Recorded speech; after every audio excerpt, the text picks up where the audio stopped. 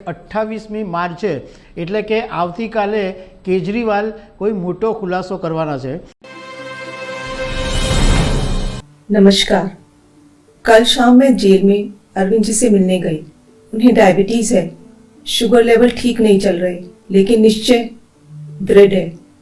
2 दिन पहले उन्होंने दिल्ली की जल मंत्री आतिशी जी को संदेश भेजा था कि लोगों की पानी और सीवर की समस्याओं का समाधान किया जाए। बताइए क्या गलत किया? लोगों की समस्याओं का समाधान तो होना ही चाहिए। इस बात पर भी केंद्र सरकार ने आपके सीएम पर केस कर दिया। क्या ये लोग दिल्ली को तबाह करना चाहते हैं? क्या ये लोग चाहते हैं कि लोग अपनी समस्याओं से जूझते रहें? इस बात से अरविंद जी को बेहद पीड़ा होगी।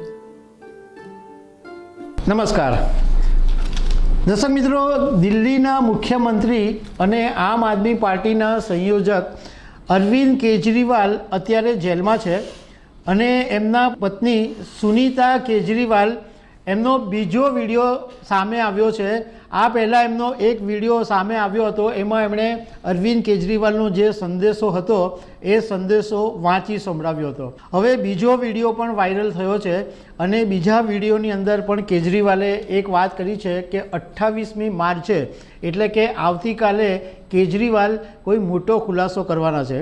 એના વિશે તમારી સાથે વાત કરીશું। મારું નામ રાજેશ શાહ છે અને તમે જોઈ રહ્યા છો ખબર છે.com।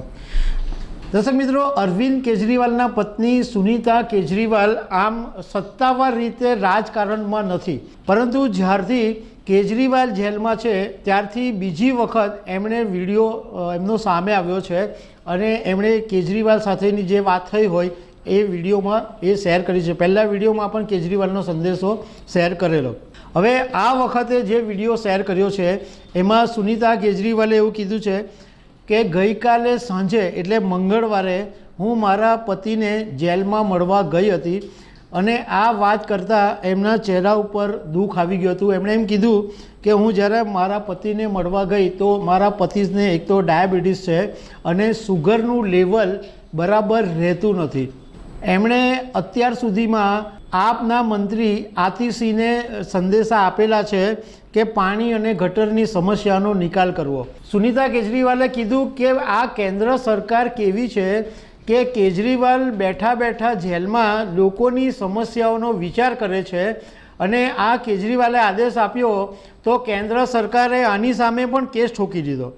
આ વાતની મુખ્યમંત્રી કેજરીવાલને બહુ પીડા છે કે હું જેલમાંથી કામ કરી રહ્યો છું અને આ કેન્દ્ર સરકાર મારી પર કેસ કરી રહી છે। હવે મહત્ત્વની વાત સુનીતા કેજરીવાલે એ કરી કે કેજરીવાલે મને એમ કીધું કે આ કથિત શરાબ કૌભાંડ છે એમાં ઈડીએ અત્યાર સુધી 250થી વધારે દરોડા પાડ્યા છે। ઈડી આ જે શરાબ કૌભાંડ છે એના પૈસા શોધી રહ્યું છે, પરંતુ આટલા દરોડા પાડ્યા એમાંથી ઈડીને 1 રૂપિયો મળ્યો નથી। અત્યાર સુધી ઈડીએ જે દરોડા પાડ્યા એમાં સંજય સિંહના ઘરે દરોડા પાડ્યા, મનીષ સિસોદિયાના ઘરે દરોડા પાડ્યા, સત્યેન્દ્ર જૈનના ઘરે દરોડા પાડ્યા, મારા ઘરે પણ દરોડા પાડ્યા, પણ કોઈના ઘરે કશું નથી મળ્યું। મારા ઘરેથી માત્ર 73,000 રૂપિયા મળ્યા, એ પણ મારા જે સત્તાવાર પૈસા છે એ।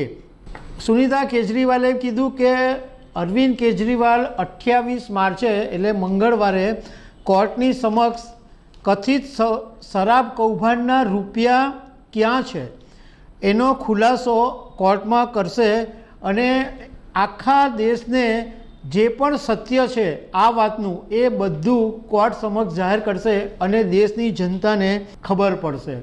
અરવિંદ કેજરીવાલે એમ કીધું કે ભલે મારું શરીર જેલમાં છે પણ મારો આત્મા દિલ્હીના લોકોની વચ્ચે છે।